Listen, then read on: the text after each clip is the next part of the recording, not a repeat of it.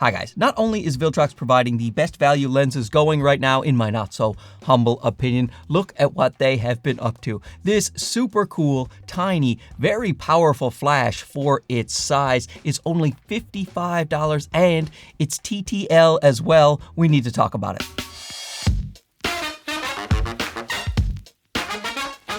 As the fine folks who watch this channel know, I am crazy about mini flashes. Godox, Zeneco, Ulanzi, whoever makes a mini flash, I am gonna buy one because they are quite cheap. These things are usually around $30 or $40 and they're fantastic to just have in your camera bag. Pull them out, do some creative photography, have some more options in low light environments. Really love these things, but they are all manual flashes. And sometimes they don't have enough power. Well, enter the Viltrox Spark Z3, Z3, depending on where you're from. I'm supposed to say Z as well because I am Canadian, but this thing fits the bill a lot better in many other situations than these little manual flashes. This one has TTL through the lens, so you can use an automatic flash, so you can just press your shutter button and then the flash power will be determined by your camera, and it works extremely well. Now, this video is sponsored by Viltrox. I will do my best to give the good and the bad as well of this flash. You really don't have to twist my arm to do a video about a mini flash, but I do appreciate Viltrox supporting the channel. Let that bias factor in where it may. And look at how gorgeous it is. It really dresses up your camera. I am a sucker for things that look good. That's why there are so many mirrors around my studio. They call this a cyberpunk theme, and I can see why. It looks very cyberpunky, and it's got that clear screen in the front so you can see the electronics. It's got these analog dials all over it. I really like that. Some of the flashes are touchscreen these days, and some people don't like that because they can accidentally change the settings by hitting the screen. Some people prefer the analog touch for the flash, and that makes a whole lot of sense to me. You have the automatic mode, the off mode, or the manual mode. Now, if you forget to turn off the flash instead of draining your battery fully, it will shut off after 15 minutes, and then you just have to cycle it back on because it will go dead, and you'll think your flash might be out of juice, but you just switch it back to off, back to automatic or manual mode, and it will power back on. If you do go into manual mode, you have 7 different levels of power to choose from full 1/1 down to 1/64. I will talk about the guide numbers in relation to the flashes in a bit. You have a USB-C port for charging on the side. It takes about 70 minutes to charge it fully, and the battery life is extremely impressive. 650 shots at the full power. If you're using less power than that, you get even more shots, and the battery will not drain if it is off in your camera bag. You can just leave this for weeks and months, and when you flick it on, it will still be ready to go. Sometimes with my flashes that take regular interchangeable batteries, the batteries can still drain as the flashes sit in the camera bag, which is unfortunate. This thing will be always ready to go, and it's also so small and compact. You can just sit it in your camera bag, leave it and forget it, and it's there if you ever need it. You have a switch on the side for the 2 different ways for the flash to be in slave mode. You have slave mode 1, which is the pre-flash, and slave mode 2, which is without the pre-flash. It also comes with a little diffusion cap, so if you're taking a photo of a person, let's say, and you're pretty close up to them,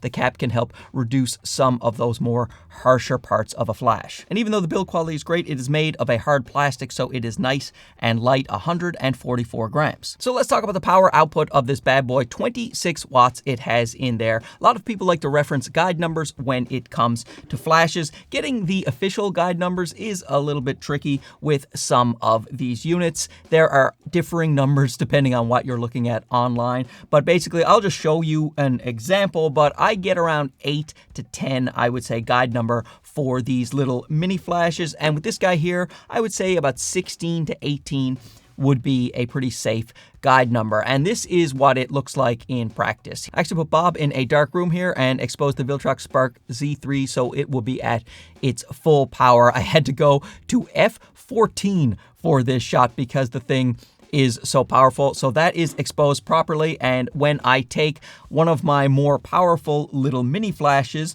the Zeneco, with the exact same camera settings, you see how much more powerful the Z3 is. Something I love flash for is backlit photography. You have a nice bright sun back there with a blue sky. You want your model facing away from that sun so that they are not squinting. Their eyes are nice and wide open, but of course their face will be in shadow if you are trying to expose to keep the sky in there. That's where you get that fill flash. You click the button and then you have a proper exposure on your subject's face and you have that sky in the background, eyes nice and wide open on Skelly right here. One of his eyes is broken, but he's tough. He'll be okay. And that was in TTL mode, the automatic mode, so it just automatically adjusted the flash power to get the right exposure on that skeleton. Now, I have used it in manual mode as well on other cameras. I took my Sony a7R5 because this one is for Fuji, so I used it on my Sony, though, in manual mode, and it worked great. I wanted to test if a lens would cast a shadow on the subject with the flash being so low, because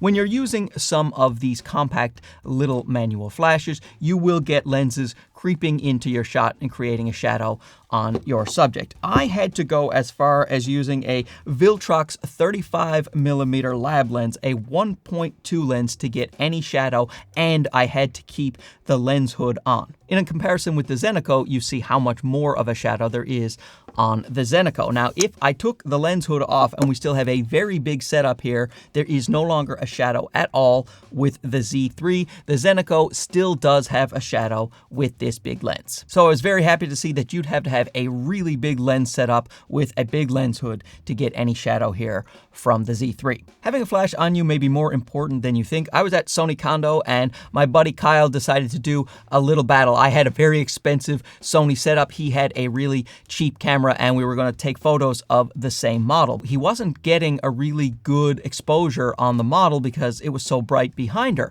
He grabbed a flash and he was able to get some great portraits with the flash, and he probably beat me in the contest. I'll link his Instagram video below, but that is the importance of a flash. Otherwise, we wouldn't have been able to do that video at all. Flashes can also freeze movement, and if you have ambient light, you can freeze movement and create some artistic photos as well. And of course, they will always help you in low light and get you some more creative shots, especially when you're indoors. The flash is currently available for Fuji X, Nikon Z, Sony E, and Canon R are on the way. So what are some drawbacks to the Spark Z3? Well, you can't reposition the light, so it would be nice if I could move it up and down and I had a way to use some bounce flash or some fill flash. You really just get the straight on flash, and I understand at this price point, but it would be nice if I could rotate the flash and it had maybe a little diffusion flap out there so I could do a little bounce. This also doesn't have high-speed sync. I certainly wouldn't expect that at this price point,